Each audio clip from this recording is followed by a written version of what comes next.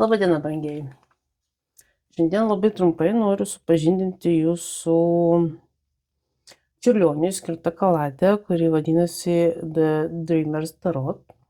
Kiek žinau, tai yra lietuviškas projektas. Kaip žinote, 2025 buvo Čiurlionio metai ir realiai šita kaladė buvo sukurta tą pačią progą, su tą pačią idėją, kad pagerbti patį Čiurlionį ir jo meną. Tai tiesiog labai trumpai, supažindinu su kaladė. Aš ją jau buvau peržiūrėjus vieną kartą, tai dabar tik tai supažindinsiu jūs. Dėžutė labai paprasta.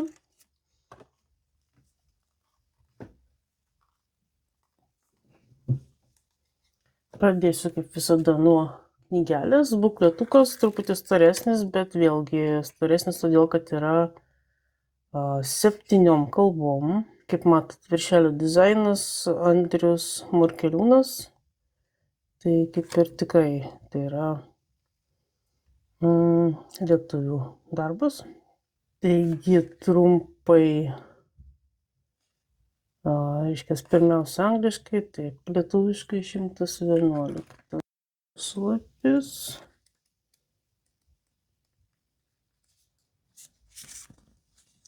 Kaip matot,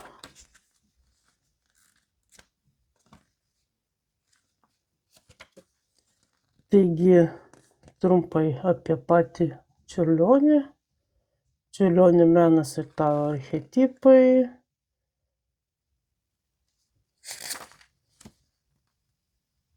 Truputį apie didžiuosius arkanus, mažuosius arkanus ir darbą su Dreamers Tarot, su svajotojo taro.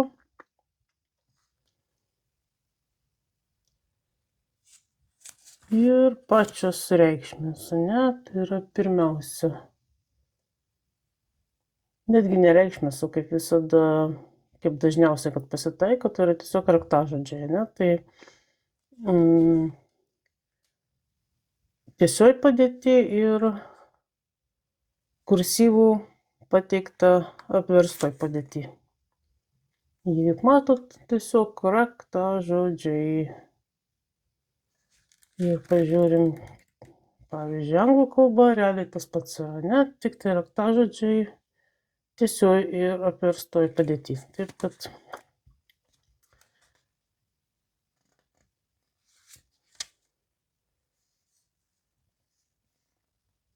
taro dėlionės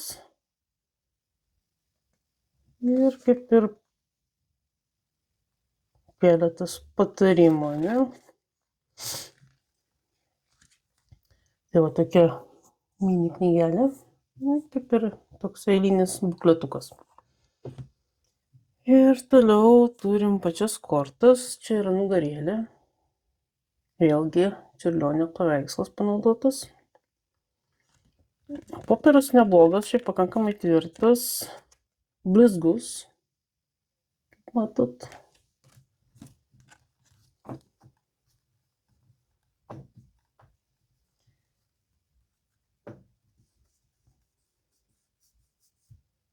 Išpjovimas kortų irgi neblogas, galbūt kažkiek kampuose trūksta užapvalinimo, bet iš esmės išpjovimas neblogas. Tai kaip ir sakiau, aš jau esu pažiūrėjusi šitas kortas, dabar tiesiog parodysiu ir jums.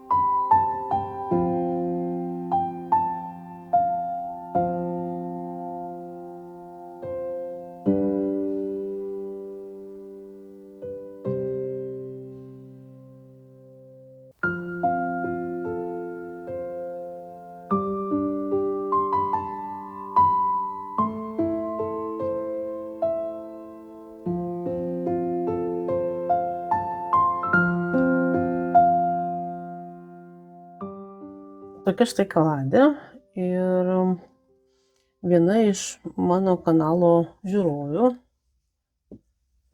anonimė šį kartą, uždavė man klausimą, ką galvojate apie Čiurlionio paveikslų Taro kaladę, kurią išleido Obuolys. Asmeniškai mano jausmai dviprasmiški, kaip ir labai smagu turėti nacionalinį pasididžiavimą keliančias kortas, bet jų išpildymui stinga meilės ir įsigilinimo į Taro sistemą. Paveikslai parinkti gana bet kaip, ypač mažiesiams arkanams. Ar Čiurlionis pritartų? Iš dalies aš sutinku ir kaip ir jūs pati sakot, kad paveikslai parinkti gana bet kaip, ypač mažiesiams arkanams. Sutinku dėl šito. Dėl didžiųjų arkanų iš principo, didieji arkanai plus minus, vėlgi, mes turbūt visi pripratę esam žiūrėti per Rider Waite Smith prizmę.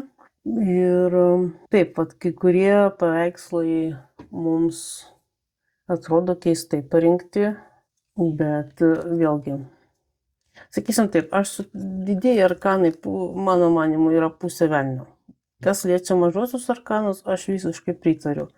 Parinkti yra atsitiktinai, galbūt dar kažkur kaip ir ale karalienė, ale karalius, ne? Visa kita yra visiškai, gerai, čia dar trys kardai, dar galima šitą suprasti kaip skausmą, vėlgi šitas turbūt labiau tiktų mirties kortai. Kai tuo tarpu mirties korta yra tiesiog kapinių vaizdas. Tai labiau aš sakyčiau, kad jeigu jau mažieji arkanai šiaip parinkti bele kaip, tai geriau šitą kortą, 3 kalavijų kortą labiau tiktų mirties kortą, ar ne? Bet vėlgi, sutinku, ar Čiurlionis pritartų, manau, kad iš principo Čiurlionis gal ir pritartų pačiai tokiai kaip Taro idėjai, bet jeigu jisai būtų gyvas, jisai turbūt parinktų visai kitaip tos paveikslus. Ir aš manyčiau, kad kaladė iš esmės buvo kuriama ne tam, kad su ja būtų galima ruošti kažkokias apžvalgas ar kaip sakysim, burti, ne? Kaip kad įprasta dėlioti kortas, skaityti kortas. Tai jinai turbūt daugiau yra skirta tokiam, kaip aš ir minėjau, Čiurlionio pagerbimui, bei skirta turbūt daugiau yra kolekcininkams. Prasme, kad tai yra daugiau kolekcinė kaladė, o ne darbinė. Vėlgi, mano manimu, dirbti gali bet kurį kaladę. Tai viskas priklauso nuo mūsų pačių žinių, įdirbio, patirties ir vėlgi nuo fantazijos, ne? Ką mes čia matom. Kas man asmeniškai nelabai patinka, tai šiaip popierius yra tikrai neblogas, bet aš labai norėčiau, kad jos visgi būtų matinės, o ne blizgios. Ir visgi norėtųsi, kad nebūtų rėmelio šito viso juodo. Ne, jisai užima tie paveikslai ir taip, tai tokie kai kurie yra labai blankus, ne, jie tokių labai pastelinių spalvų, ypač kai kurie mažieji arkanai. Tai tas juodas rėmelis, jisai, mano manimu, gadina visą reikalą. Ir tikrai norėtųsi, kad pats paveikslas užimtų didesnę kortos dalį, o pavadinimai ir numeracija galėtų būti kažkur tai apačioj ir labai nežymiai. Vėlgi, kaip sakyt, mums turbūt yra lengva kritikuoti, bet galbūt yra viltis, kad bus išleistas, sakysim, antras leidimas, ne, su truputėlį pagerintų variantų, pagal, pavyzdžiui, mano pageidavimus. Tikėtis visada galima, niekas per galvą neduos, bet iš principo jinai tikrai neblogai yra. Popierius yra neblogas, kaip ir minėjau, paveikslai gražus. Kiek jinai darbinė, sakau, vėlgi priklauso nuo jūsų patirties ir tai tikrai ne, kaip sakyti, ne pradinuko kaladė, ne, tai Nes jie kai kur galima pritaikyti ir Raider-Vaito reikšmes, ir vietomis aš pastebėjau, kad iš esmės galima pritaikyti ir Kraulio reikšmes. Tai, kaip ir sakau, gali būti toks visiškas kaip ir miksas, o gali susikurti, užsiauginti savo reikšmes. Ta prasme, šita kaladė, jinai todėl turbūt taip ir vadinasi, svajotojo kaladė, Dreamers Tarot, kad jinai duoda visišką laisvę jūsų interpretacijoms. Tai, bet kaip ir sakau, mano manimu, tai yra kaladė skirta, jeigu jau su ją dirbama, tai jinai labiau yra skirta patyrusiems profesionalams, o ne pradinukams. Tai va tokios būtų galbūt mano mintys ir kaip ir sakiau, šį kartą labai trumpai, tiesiog supažindinu, kad yra toksai lietuviškas bandymas, lietuviška kaladė, pagerbinti lietuvių menininką, tai vat, kurie įsigyti, aš įdėsiu nuorodą žemiau prie aprašymo. Tad tiek šį kartą, aš su jumis atsisveikinu. Prenumeruokit kanalą, nes jau kaip ir pastebėjot turbūt, kad aš dabar darau jau ne tik kaladžių apžvalgas, bet ir rengiu trumpas pamokėlės pradinukams. Tai, kaip jau sakiau, prenumeruokit, tai padeda man tobulėti ir augti. Tad tiek šį kartą ir iki pasimatymo.